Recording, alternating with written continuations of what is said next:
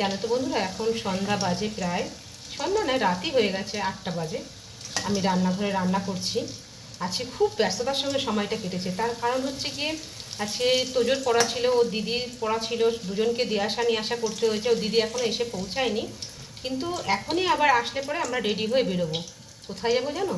মেয়ের ছোটোবেলাকার এক স্কুল ফ্রেন্ডের, মানে তন্ময় ওর নাম, ওর বোনের আছে বার্থডে, আমাদের সপরিবারের নিমন্ত্রণ আছে। অথচ কালকে হাজব্যান্ড অফিসে যাবে, তার তো খাবার বানাতে হবে। যদি নিমন্ত্রণ বাড়িতে যাই, খাবার কখন বানাবো?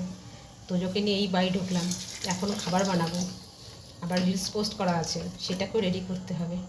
সারাদিন শুধু এই করি, চরকিবাজির মতন, বুঝেছো বন্ধুরা? আর কালকে মানে ওদের বাড়িতে যাব, সেই ভিডিও যতটুকু পারবো আমি নেবো, নিয়ে কালকে পোস্ট করব, তোমাদের সাথে শেয়ার করব আনন্দটা।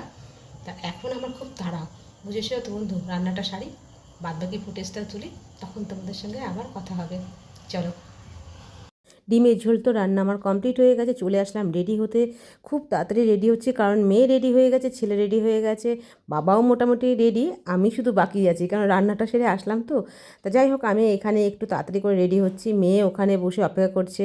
মেয়ে হচ্ছে গিয়ে আবার গল্প পড়তে ব্যস্ত, গল্প পড়ছে ওর মোবাইলে, ওর বিভিন্ন ধরনের গল্প লোড করা আছে, সেগুলো সবই দেখো রেডি হয়ে বাবু দেখছে। আর এইখানে তোজো চলে এসেছে ক্যামেরার সামনে দুষ্টুমি করতে। তা আমি তো এবার রেডি হয়ে বসে রয়েছি, হাজব্যান্ড গাড়ি বার করছে, আর আমার স্কুটিটা বাইরেই ছিল। তা আমি হচ্ছে কি ছেলেকে নিয়ে যাব, আর হচ্ছে কি হাজব্যান্ডের বাইকে গিফটটা নিয়ে মেয়ে যাবে। মেয়ে একটু ক্যামেরার দিকে তাকিয়ে হাসলো, আর উল্টো দিকে তোজো দুষ্টুমি করেই যাচ্ছে।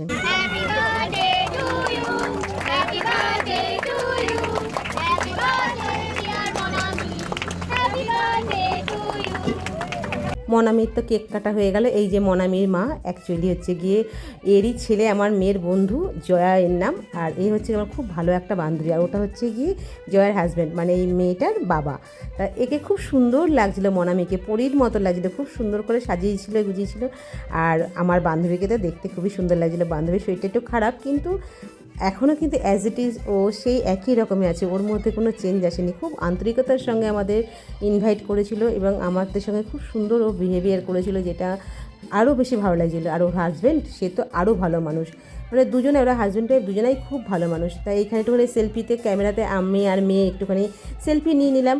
আর খুব সুন্দর না এখানে ব্যবস্থা করেছিল প্রোগ্রামটার সময়, না কি সুন্দর গান বাজছিলো, মানে রীতিমতন ব্যান্ড নিয়ে এসেছিলো, এবং গানের একদম লাইভ শো হচ্ছিলো। আর এখানে মনামি কেক কাটাচ্ছে ওর বান্ধবীর সাথে, সবাইকে একটু একটু করে কেক ভাগ করে দিল। আর ও না, সত্যি কথা বলতে, এত লোকজন রয়েছে, কিন্তু তার মাঝখানে এই বান্ধবীকেও ছাড়েনি। এটা ওর খুব প্রিয় বান্ধবী, বোঝাই যাচ্ছে। ও নিজে কিছু খাচ্ছে না, সব বান্ধবীকে সাজছে, তুই এটা নে, ওটা নে, সেটা খা। আর এইখানে দেখো উপাসনা চলে গেছিলো ওকে গিফট দিতে। গিফট দেওয়ার পরে মাসিমণি ওকে আবার একটুখানি আদর করলো, জড়িয়ে ধরলো, বললো কত বড় হয়ে গেছিস রে তুই, শোনা। তারপরে তন্ময়ও বড় হয়ে গেছে। এই একটা বান্ধবী, এও কিন্তু মেয়ের স্কুলে ছিল, পড়তো একসাথে। কেমন লাগলো ভিডিওটা?